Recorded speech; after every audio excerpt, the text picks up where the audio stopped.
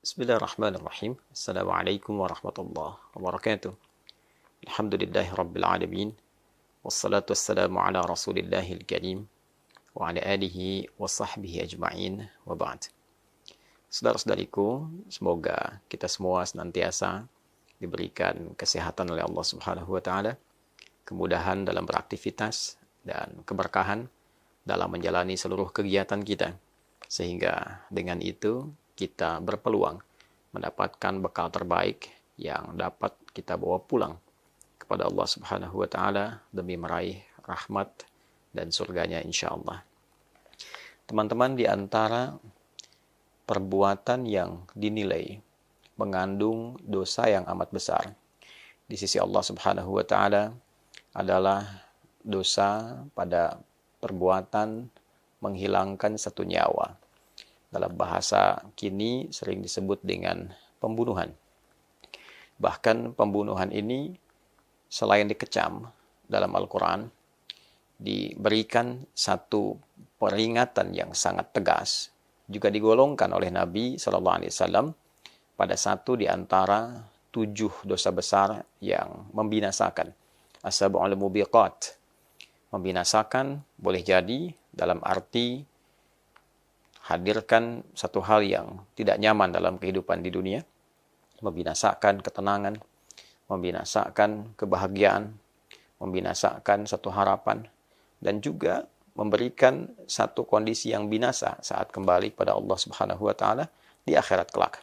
Artinya, dosa ini memberikan satu pengaruh yang sangat buruk, baik bagi kehidupan dunia pun dengan kehidupan akhirat. As-sab'ul mubiqat. Satu di antara 7 itu ialah qatlun nafsil lati haramallahu illa bilhaq. Membunuh satu jiwa, menghilangkan nyawa dengan cara yang tidak dibenarkan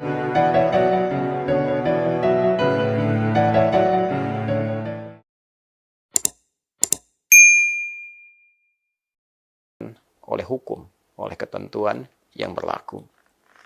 Di dalam surah ke-17, surah Al-Isra, di ayat ke-33, dengan tegas Allah Subhanahu wa taala memberikan satu larangan yang sangat keras tentang dosa ataupun perbuatan yang dimaksud, pembunuhan, menghilangkan nyawa seseorang. Wala taqtulun nafsal lati haramallahu illa bilhaq.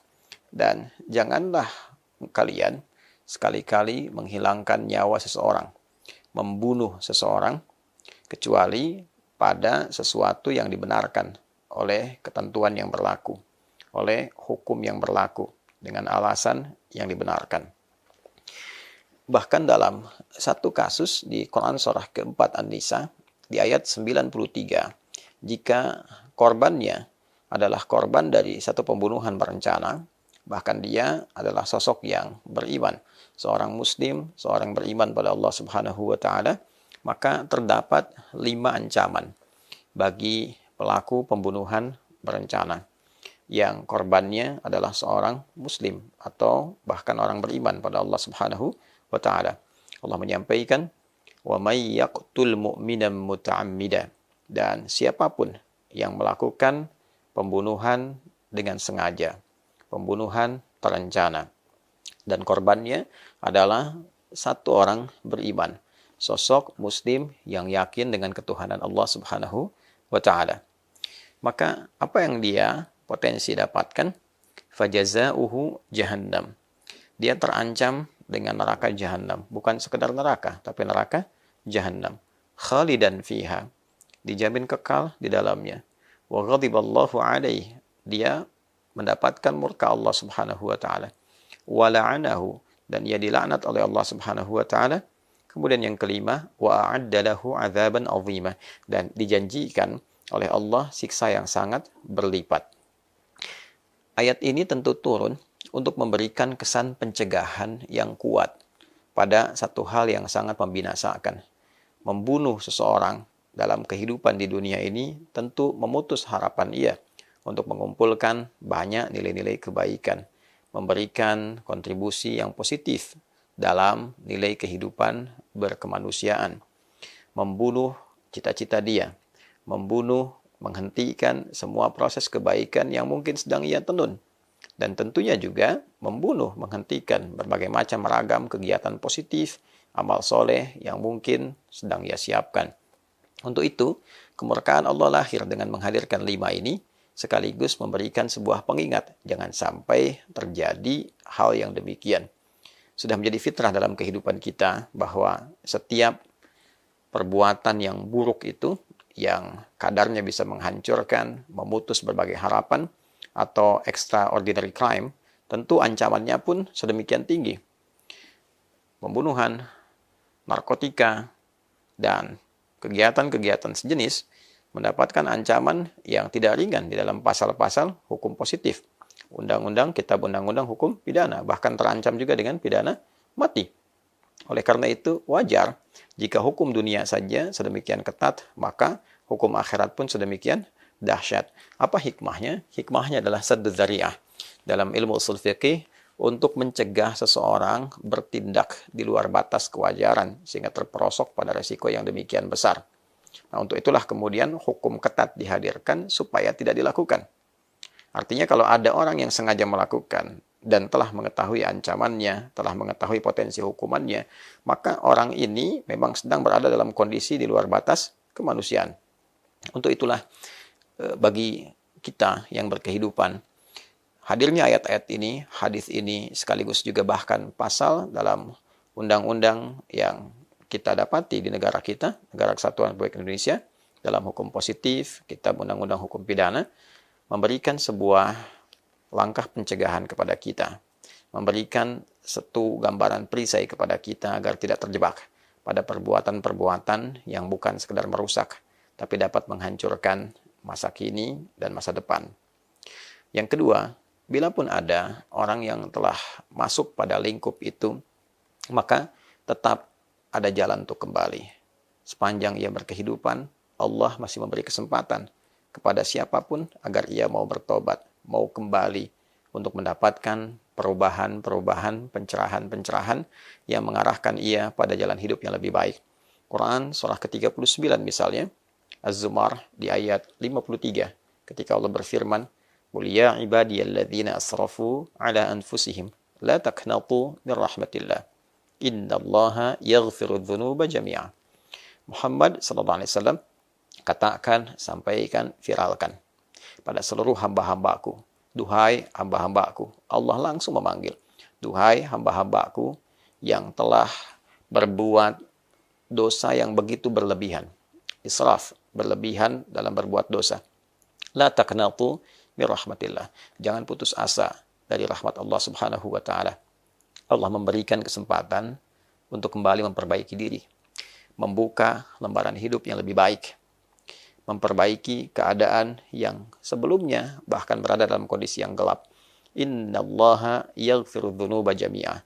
Sungguh Allah akan mengampuni seluruh dosa-dosa yang pernah dikerjakan itu bila pelakunya mau kembali bertobat, mengakui, menyesali, berkomitmen untuk merubah diri. Untuk itu, bila pun ada orang-orang yang terlibat dalam satu dosa yang dimaksudkan, misal yang sekarang sedang viral, yang menimpa seorang sosok perempuan di tahun 2016 yang sekarang viral dibicarakan, dan ada beberapa orang yang diduga terlibat dalam proses pembunuhan dimaksud sampai sekarang belum ditemukan, maka setidaknya apa yang kita sampaikan ini memberikan satu himbauan agar sebaiknya dan alangkah itu yang terbaik dilakukan untuk menyerahkan diri, kemudian bertobat, dibandingkan dengan akan selalu diliputi dengan kegelisahan, ya, penyesalan, kegelapan, tidak pernah tenang. Apakah nyaman berkehidupan seperti itu? Dan mendapatkan ancaman bila tidak benar-benar bertobat, sampai kemudian setelah wafat pun keadaannya masih terancam.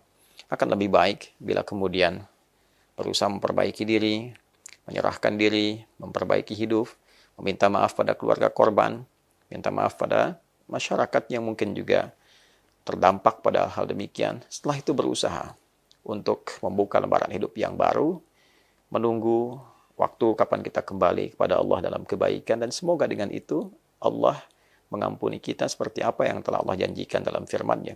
itu lebih baik ditempuh dibandingkan dengan berbagai macam pilihan-pilihan yang tidak positif untuk didapatkan.